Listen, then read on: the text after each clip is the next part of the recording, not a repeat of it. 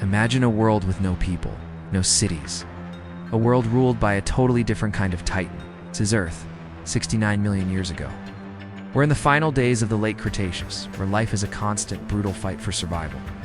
The air is thick, the climate is warm, and the forests are a mix of giant conifers and flowering plants that have already started to take over the planet. But this ancient world is about to get a visitor who does not belong, a creature of pure myth. Ripped from his own time and dropped into the single most dangerous period in our planet's history, a king with no kingdom is alone, he's outnumbered, and he's being hunted. This is the story of his first day.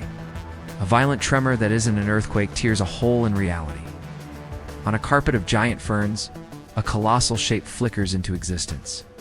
It's a giant ape, 30 meters of dark fur and solid muscle.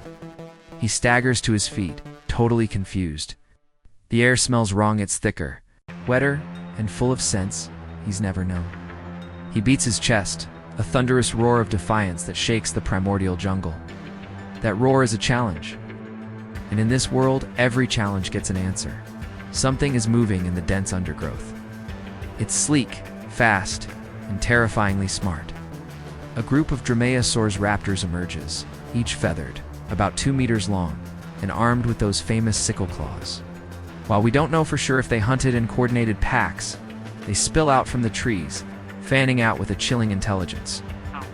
They look at the impossible creature before them and see one thing: a mountain of fresh meat. The leader shrieks, and the attack is on. They dart in, a blur of claws and teeth. The first one leaps, aiming for the ape's leg, claw extended. But Kang is impossibly fast. A black-furred arm, thicker than a tree, swings down and smashes the raptor into the ground with bone-shattering force. The rest of the pack freezes, their predator instincts suddenly at war with a new feeling: fear. This is not the slow, clumsy prey they're used to. The great ape roars again, this time with pure, unadulterated rage. He grabs the trunk of a dead cycad, ripping it from the earth like it's a weed. The raptors, recovering their nerve, charge again. Kong meets them with his new club, becoming a whirlwind of destruction. He's not just a beast. He's a thinking, reacting force of nature. He anticipates their moves, counters their flanks, and uses his incredible reach and primate brain to his advantage. The fight is brutal and quick. The survivors screech and vanish back into the jungle, leaving their dead behind. The ape stands, breathing hard, his first battle in this new world won. First lesson learned here: even the small things are stone-cold killers. Hunger is bad, but thirst is a fire you have to put out now. He follows the slope of the land toward the sound of water and finds himself on the banks of a wide, murky river. On the other side, a herd of huge duck-billed hadrosaurs grazes on water plants, not paying him any attention. It's a world of giants, and he's just the newest, weirdest one on the block. He walks to the water's edge, scanning the surface. The silence here feels wrong. It's not peaceful, it's watchful. He kneels, cupping his enormous hands to drink. That's when the river explodes. An eruption of scales and teeth launches from the deep. It's a Deinosuchus, a giant crocodilian over 10 meters long, an ambush predator of nightmare proportions. Its jaws, filled with teeth as thick as bananas, clamp down on the ape's forearm. The pain is blinding. The Monster-esque game plan is simple: drag him into the water for the classic death roll. Kong bellows in pain and fury as the water turns into a bloody mess. The Deinosuchus has the home field advantage, its powerful tail churning the water. But the ape has something the croc has never ever faced: raw power guided by a sharp mind.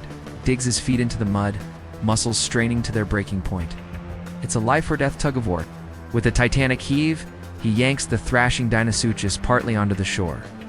Out of its element, the giant croc is clumsy. But its jaws are still locked on. Kong uses his free hand, grabs the creature's upper jaw, and pulls. It's a gruesome struggle of muscle against muscle. With a final desperate roar, he pries the jaws open, ripping his arm free. Ow. Before the Deinosuchus can even process what happened, Kang brings his fist down on its skull like a battering ram. He strikes again and again, the impacts echoing like cannon shots. The great reptile shudders and goes still. The ape stumbles back, arms shredded and trembling with adrenaline. He survived his second trial. He retreats into the trees to deal with his wounds, his mind racing.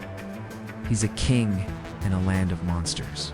As dusk settles, he heads for higher ground, looking for a place to survive the night. He finds a rocky outcrop with a small cave, better than nothing. As he settles in, a shadow passes over him. He looks up.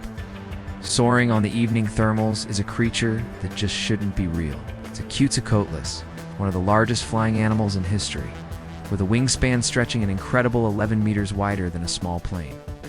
It circles him, its long, toothless beak silhouetted against the sunset. Some paleontologists think this creature was actually a stalker on the ground, like a terrifying giraffe-sized heron. But seeing this thing own the sky is a different kind of horror. It's not hunting him, not yet. It's just watching. The Quetzalcoatlus lets out a dry, clacking cry and swoops lower, its sheer size creating a gust of wind.